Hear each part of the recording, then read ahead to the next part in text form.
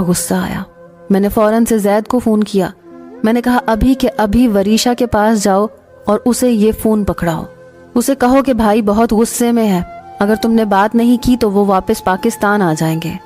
میری بات سن کر زید ہنسنے لگا، فون لے کر وریشا کے کمرے میں چلا گیا۔ فون ہولڈ پر تھا۔ زید نے جا کر فون وریشا کے ہاتھ میں پکڑایا، کہنے لگا بھائی بہت غصے میں ہے وریشا، ان سے بات کر لو ورنہ وہ پاکستان لوٹ آئیں گے۔ یہ سن کر وہ کہنے لگی کیا مصیبت ہے تمہیں زید، مجھے نہیں کرنی بات۔ کہنے لگا فون ہولڈ پر ہے، تمہاری ساری آوازیں جا رہی ہیں، جلدی سے بات کرو نا، یہ نہ ہو وہ فون سے ہی باہر آ جائیں اور تمہارا گلا دبا دیں۔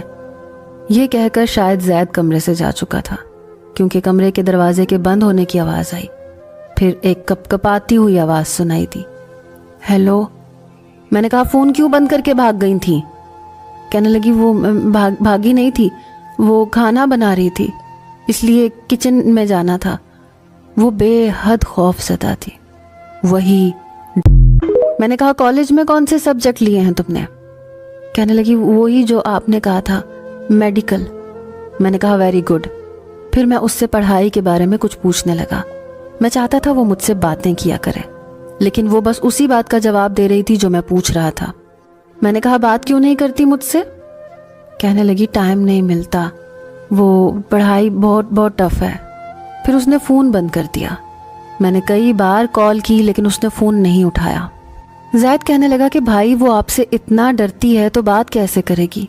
خدا کے لیے آپ اپنا غصے والا انداز بدل لیں، آپ کا نام سن کر اس کا رنگ اڑنے لگتا ہے۔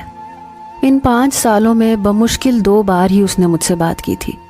میری آواز سن کر وہ فون رکھ دیتی، اور ان 5 سالوں میں نے اسے بے انتہا چاہا تھا۔ مجھے لگتا تھا جیسے یہ 5 سال 5 صدیوں کی طرح گزرے ہیں۔ جب میں 5 سال بعد واپس لوٹا تو وہ 20 سال کی ہو چکی تھی۔ MBBS